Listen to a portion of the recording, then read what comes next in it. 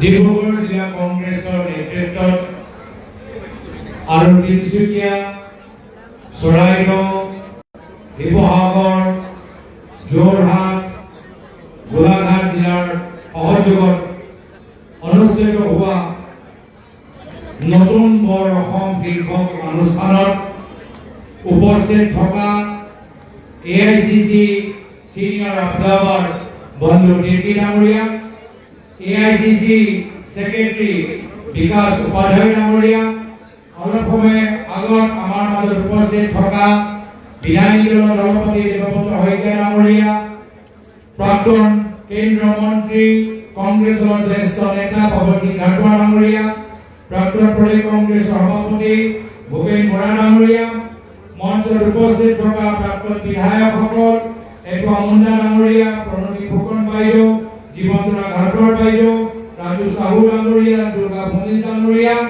মঞ্চত উপস্থিত থকা জিলা কংগ্ৰেছৰ সভাপতিসকল দুৰ্গা ভূমিজ ডাঙৰিয়া, দেবুৰ ৰাভা ডাঙৰিয়া, পুষ্পল গগৈ ডাঙৰিয়া, অজয় গগৈ ডাঙৰিয়া, পল্লৱী শইকীয়া গগৈ ডাঙৰিয়া, মদন বৰা ডাঙৰিয়া, মঞ্চত উপস্থিত থকা প্ৰদেশ কংগ্ৰেছৰ উপসভাপতিসকল মীনা দেৱী ডাঙৰিয়ানী, জয়ন্ত কলিতা ডাঙৰিয়া, সাধাৰণ সম্পাদকসকল শৈলেন সোণোৱাল ডাঙৰিয়া, সুশীল চৌধুৰী ডাঙৰিয়া, সুব্ৰমিত্ৰ গগৈ ডাঙৰিয়া, শৰীফুৰ ৰহমান ডাঙৰিয়া, উপস্থিত থকা যুৱ কংগ্ৰেছৰ উপসভাপতিসকল দেৱত ফুকন ডাঙৰিয়া, সাগৰিকা বৰা ডাঙৰিয়ানী, মঞ্চত উপস্থিত থকা জিলা কংগ্ৰেছ, প্ৰদেশ কংগ্ৰেছ, ব্লক কংগ্ৰেছ, মণ্ডল কংগ্ৰেছৰ বিষয়ববীয়াসকল, NSY, যুৱ কংগ্ৰেছ, মহিলা Congress, Seva Dal, young brigade, media cell, legal cell, social media সেলৰ বিষয়ববীয়াসকল, OBC সেল, ষ্টেট সভানেত্ৰী জয়া বৰুৱা ডাঙৰীয়ানীকে প্ৰমুখ্যে কৰি ইয়াত উপস্থিত থকা কংগ্ৰেছ দলৰ সতীৰ্থসকল, সাংবাদিক বন্ধুসকল, আজি ইয়াত আহি ভাল লাগিছে নে নাই লগা? লাগিছে নে যে কংগ্ৰেছ চৰকাৰ আহিব? কংগ্ৰেছ চৰকাৰ আহিব, কংগ্ৰেছ চৰকাৰ আহিব, কংগ্ৰেছ চৰকাৰ আহিব। ইতিমধ্যে দেখিছে আপোনালোকে ৰাজীৱ ভৱনত ইমান ভিৰ, দলৰ সতীৰ্থসকল, জ্যেষ্ঠ নেতাসকল। মই কংগ্ৰেছৰ ৰাজীৱ ভৱনত ইয়াৰ পূৰ্বে কেতিয়াও ইমান ভিৰ পাৰ্টীসকলৰ, দলৰ সতীৰ্থসকলৰ মই দেখা পোৱা নাই। যি ভিৰ মই যোৱা 10-12টা দিনৰ ভিতৰত মই দেখা পাইছো।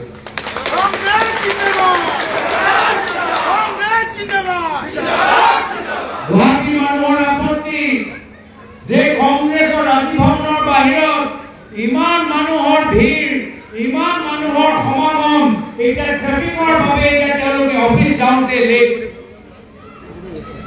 কিন্তু কংগ্ৰেছৰ এই ভিৰ চাই মানুহৰ ট্ৰেফিকৰ জাম সন্মুখীন হ'লেও তেওঁলোক মানুহবোৰ আপত্তি কৰা নাই। কিয়? কংগ্ৰেছৰ বিদ্ৰোহী শক্তি চাই এতিয়া অসমৰ মানুহৰ মুখখনৰ ওপৰত হাঁহি ঘূৰি আহিছে। মানুহবোৰে হাঁহিছে, মুখখনৰ ওপৰত হাঁহি ঘূৰি আহিছে যে হয় আমাৰ আপত্তি নাই, 1.5 ঘণ্টা 2 ঘণ্টা আমি ট্ৰেফিকত ৰৈ থাকিব পাৰো, কিন্তু আমি বিচাৰো যে অসমৰ ভিতৰত কংগ্ৰেছ দল আৰু শক্তিশালী হওক।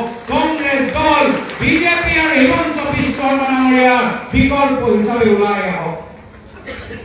আৰু এতিয়া আপোনালোকৰ এই কৰ্মী সন্মিলন চাই এতিয়া চাৰিওফালে উৎসাহৰ এটা বাতাবৰণ।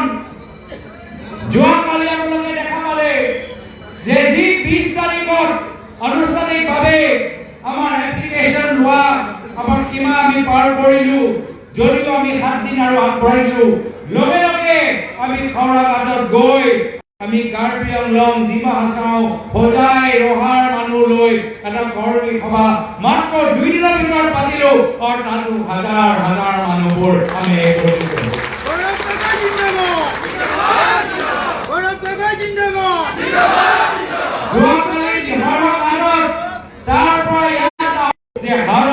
বেছি মানুহ এতিয়া মৰাণত আমি আজি ইয়াত সমবেত হৈছো। তো যিসকলে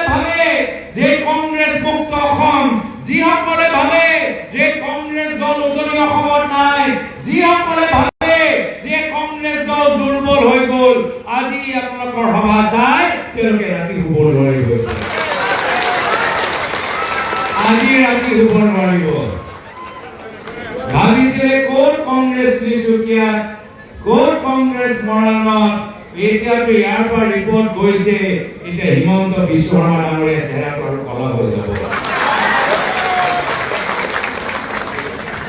এইকেইটা দিন মোৰ এটা কোৱা কথা লৈ বিজেপি শিবিৰৰ ভিতৰত যথেষ্ট আজি এটা কম্পন সৃষ্টি কৰিছে। ইতিমধ্যে আপোনালোকে কম্পন অনুভৱ কৰিলে নে নাই কৰা? কৰিছেতো, অনুভৱ কৰিছেতো। কিন্তু মই অলপ দিন আগতে এটা প্ৰশ্ন শুনিলো, এই প্ৰশ্ন শুনাৰ পিছত ইয়াতকৈ আৰু ডাঙৰ কম্পন বিজেপি শিবিৰৰ ভিতৰত সৃষ্টি হৈছে। আৰু সেই প্ৰশ্নটো কি, মই এটা বক্তৃতা দিওঁতে মই কলো যে অসমৰ জনসাধাৰণে সুধিছে who is Himanta Biswa Sarma, who is Himanta Biswa Sarma. এজন সাধাৰণ ব্যক্তি যে মাত্ৰ মুখ্যমন্ত্ৰী চকীৰ ওপৰত বহি ভাবিছে তেওঁহে ৰজা, অসমৰ ৰজা, গোটেই ক্ষমতা তেওঁৰ ওচৰত আছে। অসমৰ ৰাইজক ভয় ভাবুকি দেখাই তেওঁলোকক ডিমাণ্ড কৰিব। পৰৱৰ্তী নিৰ্বাচনত অসমৰ জনসাধাৰণে এটা স্পষ্ট বাৰ্তা দি তেওঁলোকক ক'ব যে তেওঁ কোনো ৰজা নহয়, তেওঁ এজন সাধাৰণ মানুহ। এতিয়া এই বাৰ্তা লৈ আমি ৰাইজৰ মাজত যাব লাগিব, ৰাইজক বুজাব লাগিব, আমাৰ নৱপ্ৰজন্ম বুজাব লাগিব। তেওঁলোকে নাজানে হিমন্ত বিশ্ব শৰ্মা ডাঙৰীয়া কোন। এই প্ৰশ্ন মই আমাৰ কংগ্ৰেছ দলৰ সতীৰ্থসকলক অনুৰোধ কৰিছো যে আপোনালোকে আজিৰ পৰাই গাঁৱৰ ভিতৰত গৈ হু ইজ হিমন্ত বিশ্ব শৰ্মা, এই গোটেইখিনি তেওঁ জীৱন কাহিনী ৰাইজৰ মাজত লৈ যাব লাগিব। এতিয়া কি কথা ক'ব লাগিব সেইটো শুনি লওক। গোটেইখিনি কথা আপোনালোকে জানে, কিন্তু অলপ এটা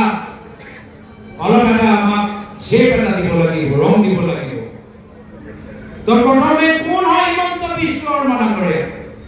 হিমন্ত বিশ্ব শৰ্মা ডাঙৰীয়া সেইজন ব্যক্তি যিগৰাকী প্ৰাক্তন মুখ্যমন্ত্ৰী তৰুণ গগৈৰ পিঠিত ডেগৰ মাৰিলে। এই কথা ৰাইজৰ মাজত লৈ যাব লাগিব।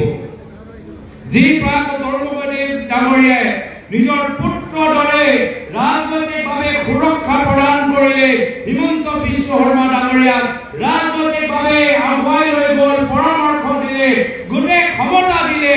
সেইজন পুৰুষৰ পিঠিৰ ওপৰত হিমন্ত বিশ্ব শৰ্মা ডাঙৰীয়া পিঠিত ডেগাৰ মাৰিলে।